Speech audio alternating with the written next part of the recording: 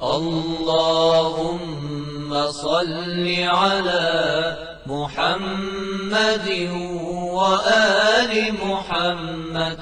France کے ملعون صدر ایمینوئل میخواں کی اسٹیٹ کی طرف سے رسول اللہ صلی اللہ علیہ وسلم کی شان میں گستاخی اور اسلام اور مسلمانوں کے خلاف جو توہین آمیز جارحانہ رویہ رکھا ہے، اس سے پوری دنیا کے مسلمانوں کے جذبات مجروح ہیں اور مسلمانان عالم سراپا احتجاج ہیں۔ ان کے اندر بہت غم و غصہ ہے۔ فرانس کے اس نفسیاتی صدر کو اصل خطرہ یہ ہے کہ اسلامی تہذیب مغربی تہذیب پر غالب آ رہی ہے۔ اسلام فرانس میں تیزی سے پھیل رہا ہے اور اب فرانس کو اس جانب جانے سے بچایا نہیں جا سکتا۔ اس لیے اس نے ابھی سے اسلام کے خلاف کھلی جنگ کا آغاز کر دیا ہے اور اس نے اس بار رسول اللہ صلی اللہ علیہ وسلم کے تضحیک آمیز خاکوں کے پبلک ڈسپلے سے شروع کیا ہے۔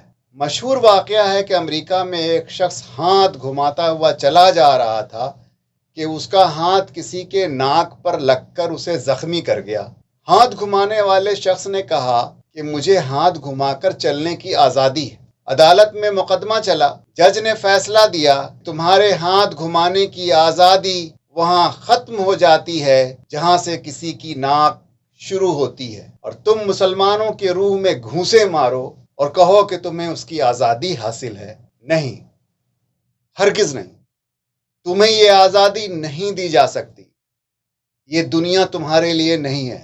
اس پوری کائنات کا سب سے پسندیدہ انسان محمد رسول اللہ صلی اللہ علیہ وسلم کی ذات ہے۔ یہ کائنات اسی کے لیے سجی ہے۔ تو جب بھی کوئی فرد، ادارہ یا ملک محمد رسول اللہ صلی اللہ علیہ وسلم کی شان میں گستاخی کرتا ہے، ریڈیکیول کرتا ہے، فن کرتا ہے، تو وہ اسی وقت خدا کو، اس کے فرشتوں کو اور دنیا کے تمام مسلمانوں کو اپنا دشمن بنا لیتا ہے، کیونکہ یہ وہ ہیں جو رسول اللہ صلی اللہ علیہ وسلم پر ہر وقت درود و سلام بھیج رہے ہیں۔ اگر کوئی آپ کے ماں باپ کو آپ کے سامنے گالی دے، برا بھلا کہے تو آپ کو غصہ آئے، لیکن کوئی اگر آپ کے رسول صلی اللہ علیہ وسلم کی شان میں گستاخی کرے اور آپ کے چہرے پر بل نہ آئے تو یہ بے غیرتی کی سب سے بڑی علامت ہے۔ اس بے غیرتی کے ساتھ ہی آپ کا ایمان آپ سے نکل جاتا ہے۔ قیامت کے دن رسول اللہ صلی اللہ علیہ وسلم اسے اپنا امتی ماننے سے انکار کر دیں گے۔ وہ تاکید کر کے گئے ہیں کہ جب تک میری محبت تمہارے دلوں میں اپنی اولاد اور اپنے والدین سے زیادہ نہ ہو تم مومن نہیں ہو سکتے۔ محمد رسول اللہ صلی اللہ علیہ وسلم اللہ کے بھیجے گئے آخری پروفٹ اور آخری میسنجر ہیں۔ آپ کے بعد کوئی نبی اور رسول نہیں آئے گا۔ اب ہدایت کا سورس اور اس کا ذریعہ ختم ہو چکا ہے۔ اس کا مطلب یہ ہے کہ اگر آپ صلی اللہ علیہ وسلم کی تعلیمات اور شخصیت کے خلاف غلیظ حملے ہوتے رہیں گے تو قیامت تک آنے والا انسان ناکام ہو جائے گا۔ جنت کا راستہ بند اور جہنم کا راستہ ہموار ہو جائے گا۔ چنانچہ ہر مسلم پر ناموس رسالت اور تعلیمات رسالت کا تحفظ ضروری ہے۔ افسوس کہ آج مشرق و مغرب میں مصلحت پرست علماء، مفاد پرست سیاست داں، صحافی، دانشور اور اسلامی کانفرنسوں کے بھاری فیس والے پروفیشنل اسپیکرز اور اسلام دشمن اسلامی عناصر کی ایک بڑی تعداد ایسی آ گئی ہے جو ہمارے اور آپ کے دلوں سے ایمان کی اس واحد علامت یعنی رسول اللہ صلی اللہ علیہ وسلم کی محبت، غیرت اور حمیت کو بھی کھرچ کھرچ کر نکالنے میں لگی ہوئی ہے۔ جس طرح محمد رسول اللہ صلی اللہ علیہ وسلم کی زندگی میں ان کی جان اور ناموس کی حفاظت ہر صحابی پر فرض تھا، اور جس طرح انہوں نے یہ فرض ادا کیا تھا، ٹھیک اسی طرح آپ صلی اللہ علیہ وسلم کے اس دنیا سے چلے جانے کے بعد آپ کے ناموس کی حفاظت ہر مسلم پر فرض ہے۔ مکہ کے ابتدائی دور سے ہی عام مسلمانوں کے ساتھ اس شخص کے ساتھ جو پوری دنیا کے لیے رحمت بنا کر بھیجے گئے تھے صلی اللہ علیہ وسلم، کیا کچھ ظلم نہ ہوا۔ ایک مرتبہ حرم میں آپ صلی اللہ علیہ وسلم نماز میں مصروف تھے کہ عقبہ بن معیط نے چادر آپ صلی اللہ علیہ وسلم کے گلے میں ڈالی اور اسے خوب مروڑ کر گلا گھونٹا، یہاں تک کہ آپ گھٹنوں کے بل گر پڑے۔ اسی شخص نے ابو جہل کے کہنے پر اونٹ کی اوج نجاست سمیت لا کر آپ صلی اللہ علیہ وسلم پر حالت سجدہ میں ڈالا تھا۔ ایک مرتبہ آپ صلی اللہ علیہ وسلم راستے میں جا رہے تھے، کسی ظالم نے آپ کے سر پر مٹی ڈال دی۔ ہر بار ان کی معصوم بچی فاطمہ رضی اللہ تعالی عنہ دوڑی ہوئی آتی، ان کے سر کو صاف کرتی اور روتی جاتی۔ اللہ کے رسول صلی اللہ علیہ وسلم بس یہی کہتے جاتے تھے کہ اللہ تمہارے باپ کو بچائے گا۔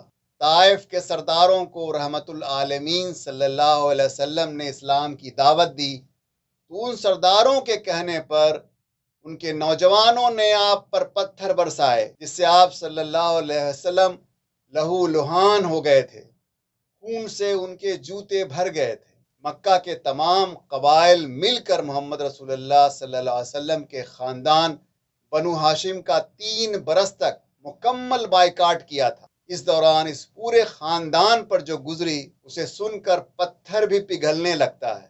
اس درمیان درختوں کے پتے نگلے جاتے تھے، سوکھے چمڑے ابال ابال کر اور آگ پر بھون بھون کر کھائے جاتے رہے۔ حال یہ تھا کہ بنو ہاشم کے معصوم بچے جب بھوک کے مارے بلکتے تھے تو دور تک ان کی درد بھری آوازیں جاتی تھیں۔ مکہ میں 10 سال آپ صلی اللہ علیہ وسلم اور آپ کے ساتھیوں پر ہر طرح کا ظلم ہوا، اور آخر میں انصار کے گروہ کے ساتھ آپ کا جب رابطہ ہوا، حج کے مواقع پر 2 بار ان لوگوں سے عقبہ کی پہاڑی پر خفیہ ملاقاتیں ہوئیں، تو اس میں ان سے سب سے پہلے رسول اللہ صلی اللہ علیہ وسلم کی اطاعت کی بیعت لی گئی۔ دوسری بار عقبہ میں مدینہ کے وفد سے جو بیعت ہوا تھا، اس میں رسول اللہ صلی اللہ علیہ وسلم کی طرف سے ایک شق یہ تھی کہ جب میں تمہارے پاس آ جاؤں گا تو تم میری مدد کرو گے، اور جس چیز سے اپنی جان اور اپنے بال بچوں کی حفاظت کرتے ہو اس سے میری حفاظت کرو گے، اور تمہارے لیے جنت ہے۔ یعنی یہ جنت کا سودا تھا، جنت کا معاہدہ تھا۔ اس پر وفد کی طرف سے حضرت برا رضی اللہ تعالی عنہ بن معرور نے آپ صلی اللہ علیہ وسلم کا ہاتھ پکڑ کر عہد کیا تھا کہ اس ذات کی قسم جس نے آپ صلی اللہ علیہ وسلم کو نبی برحق بنا کر بھیجا ہے، ہم یقیناً اس چیز سے آپ صلی اللہ علیہ وسلم کی حفاظت کریں گے جس سے ہم اپنے بال بچوں کی حفاظت کرتے ہیں۔ لہٰذا اے اللہ کے رسول صلی اللہ علیہ وسلم، آپ ہم سے بیعت کر لیجئے، ہم خدا کی قسم جنگ کے بیٹے ہیں اور ہتھیار ہمارا کھلونا ہے۔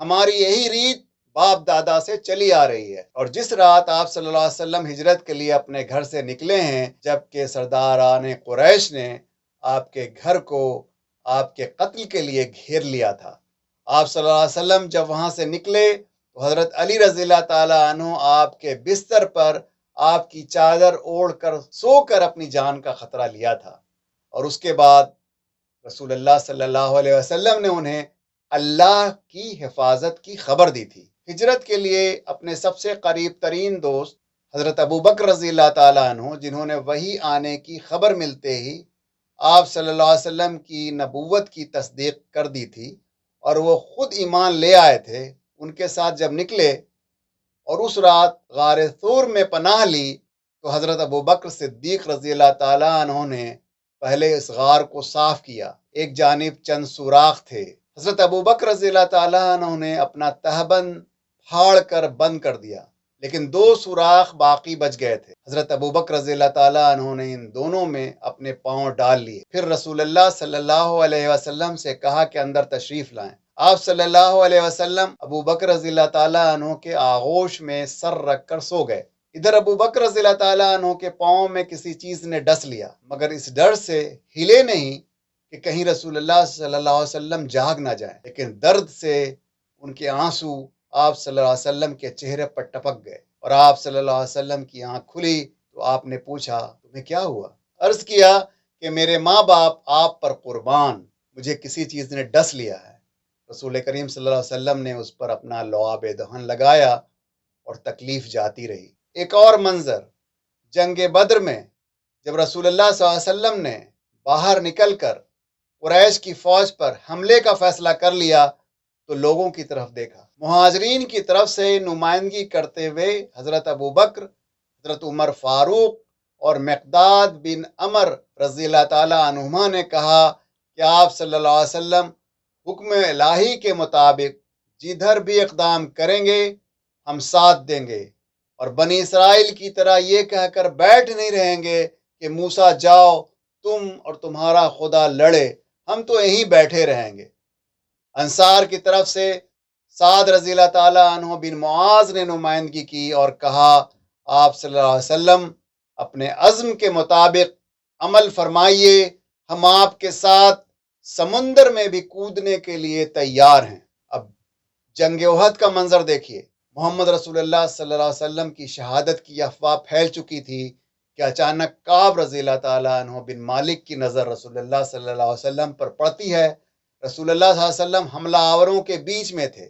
ابو سفیان رسول اللہ صلی اللہ علیہ وسلم پر حملہ کرتا لیکن ناکام رہتا۔ اسی اثنا میں حنظلہ رضی اللہ تعالیٰ عنہ نے تاکا اور بجلی کی طرح ابو سفیان کی طرف لپکے، اس کے گھوڑے کی گردن اڑا کر حنظلہ رضی اللہ تعالیٰ عنہ ابو سفیان پر چڑھ بیٹھے اور اس کا گلا کٹنے ہی جا رہا تھا کہ قریشی نیزوں نے حنظلہ رضی اللہ تعالیٰ عنہ کو چھلنی کر ڈالا۔ حنظلہ رضی اللہ تعالیٰ عنہ کی شادی ایک روز ہی قبل ہوئی تھی۔ جب صحابہ رضی اللہ تعالیٰ عنہما رسول کریم صلی اللہ علیہ وسلم کی طرف پلٹے تو قریشی فوج کو بھی اس نقطے کا پتہ چل گیا۔ نتیجہ یہ ہوا کہ اب دشمنوں کے پیدلوں، سواروں اور تیر اندازوں نے سخت دھاوا کیا۔ آپ صلی اللہ علیہ وسلم پر تیروں کی بارش ہونے لگی۔ ابو بکر، عمر، علی، زبیر اور طلحہ رضی اللہ تعالیٰ عنہما ڈھال بنے ہوئے تھے۔ حضرت ابو طلحہ رضی اللہ تعالیٰ عنہ اور سعد رضی اللہ تعالیٰ عنہ بن وقاص جیسے ماہر تیر اندازوں نے تیر کی بارش بھی کی اور رسول اللہ صلی اللہ علیہ وسلم کی حفاظت بھی۔ رسول اللہ صلی اللہ علیہ وسلم کی حفاظت کرتے کرتے ابو طلحہ رضی اللہ تعالیٰ عنہ کا ہاتھ شل ہو گیا تھا، لیکن منہ سے اف تک نہ نکالی۔ اس جانبازی سے خوش ہو کر حضور صلی اللہ علیہ وسلم نے فرمایا تھا، فوج میں ایک ابو طلحہ 100 آدمیوں سے بہتر ہے۔ اسی جنگ احد کا ایک اور منظر ہے۔ سحر ہو چکا تھا تو ابو سفیان نے دیکھا کہ مسلمانوں کا استقلال اب تک باقی ہے، اور اگر یہی صورتحال رہی تو رات ہو جائے گی اور ہماری موت خود ہی ہو جائے گی۔ چنانچہ ایک بار پھر بھرپور حملہ ہوا۔ سینکڑوں گھوڑ سوار اور ہزاروں کا ہجوم دائرے اور حلقے بنا کر حملہ آور ہوا۔ سلنگز کے ذریعے پتھراؤ ہوا۔ اس وقت ذات اقدس صلی اللہ علیہ وسلم پر شدید حملہ ہوا تھا۔ ابن شہاب نے آپ کی پیشانی خون آلود کر دی۔ عتبہ بن ابی وقاص نے تابڑ توڑ 4 پتھر کھینچ کھینچ کر مارے، جن سے آپ صلی اللہ علیہ وسلم کے نیچے والے 2 دانتوں کے بغل کا چوگھٹ ٹوٹ گیا اور نیچے کا ہونٹ پھٹ گیا۔ اتنے میں ابن قمیہ دراتا ہوا حضور صلی اللہ علیہ وسلم کے قریب پہنچا اور تلوار کا وار کیا تو بیچ میں عمارہ رضی اللہ تعالیٰ عنہا نے بڑھ کر وار کو روک لیا اور زخم کھانے پر بھی تلوار سے وار کیا، مگر وہ دوہری زرہ پہنے ہوا تھا اس لیے کارگر نہ ہوا۔ ابن قمیہ کے ایک وار سے مغفر کی 2 کڑیاں چہرے مبارک میں چبھ کر رہ گئی۔ اتفاق سے اسی مقام پر ابو عامر راہب کا کھدوایا ہوا خسپوش گڑھا تھا جس میں آپ صلی اللہ علیہ وسلم کا قدم مبارک چلا گیا۔ گڑھے کے اندر بھی پوشیدہ طور پر سنانیں اور خنجر کھڑی کر دی گئی تھی جن سے آپ کچھ اور زخمی ہو گئے۔ آپ کے جانثاروں حضرت ابو طلحہ رضی اللہ تعالیٰ عنہ اور دیگر نے آپ کو گڑھے سے نکالا۔ طلحہ رضی اللہ تعالیٰ عنہ کی انگلیاں شہید ہو گئیں۔ اسی وجہ سے حضرت عمر رضی اللہ تعالیٰ عنہ زندگی بھر حضرت طلحہ رضی اللہ تعالیٰ عنہ کو صاحب احد کہتے تھے۔ اس غزوہ میں بہت سے صحابیوں نے جام شہادت نوش کیا۔ شہادت گاہ کا بھی عجیب منظر تھا۔ حضرت حمزہ رضی اللہ تعالیٰ عنہ کی لاش کا مسلح ہو چکا تھا، ان کے کلیجے کو چبایا گیا تھا۔ بنو دیار کی ایک عورت کے باپ، بھائی اور شوہر سب کے سب اس شہادت گاہ میں سو چکے تھے، لیکن وہ عورت صرف ایک سوال کرتی تھی کہ رسول اللہ صلی اللہ علیہ وسلم کیسے ہیں؟ جب اس کی نگاہ آپ صلی اللہ علیہ وسلم کے چہرے مبارک پر پڑی تو بے اختیار پکار اٹھی تھی، آپ زندہ ہیں تو ہر مصیبت ہیچ ہے۔ اور اسی شہادت گاہ سے آخری سانس لیتی ہوئی ایک آواز ایسی تھی جو قیامت تک مسلمانوں کو آواز دیتی رہے گی، اس کی گونج ہمیشہ سنائی دیتی رہے گی، اور یہ آواز تھی سعد رضی اللہ تعالی عنہ بن ربیع کی۔ انہوں نے دم توڑتے توڑتے رسول اللہ صلی اللہ علیہ وسلم کو آخری سلام بھیجا اور اہل اسلام کو یہ پیغام دیا کہ جب تک ایک جھپکنے والی آنکھ بھی تم میں باقی رہے، اس وقت تک اگر دشمن نبی صلی اللہ علیہ وسلم تک پہنچ گیا تو اللہ کے پاس تم کوئی عذر پیش نہ کر سکو گے۔ آج صحابہ کرام اجمعین کی روحیں 1.8 بلین مسلم اور 57 مسلم اسٹیٹس کو آواز دے رہی ہیں کہ جس طرح انہوں نے ان کی زندگی میں ان کی حفاظت کی، اب ان کے گزر جانے کے بعد ان کی عزت اور ان کی ڈگنیٹی کے تحفظ کے لیے اٹھ کھڑے ہوں، ورنہ تمہاری حیثیت خس و خاشاک کی طرح ہو جائے گی، تم بالکل بے وزن ہو جاؤ گے، ذلیل اور رسوا ہو جاؤ گے۔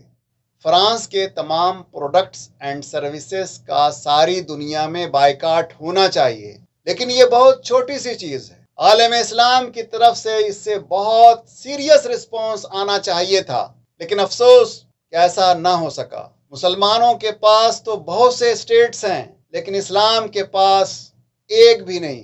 آج اسلام کو اسٹیٹ کی ضرورت ہے، ریاست کی ضرورت ہے، جو ساری دنیا میں ڈھائے جانے والے ظلم کے خلاف ایک بڑی طاقت بنے۔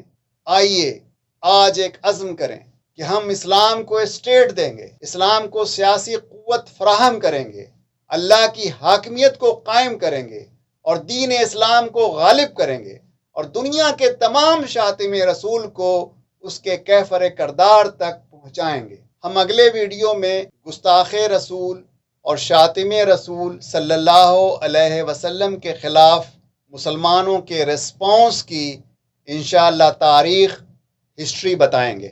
السیرہ یوٹیوب چینل دیکھنے کا بہت بہت شکریہ۔ اس وقت آپ سے صرف ایک گزارش ہے کہ اگر آپ نے ہمارا چینل ابھی تک سبسکرائب نہیں کیا ہے تو اسی وقت سبسکرائب بٹن پریس کر لیں، اور آپ اگر بیل آئیکن پریس کر لیں تو جیسے ہی نیا ویڈیو آئے گا آپ کو نوٹیفیکیشن مل جائے گا اور آپ اسی وقت ویڈیو دیکھ سکیں گے۔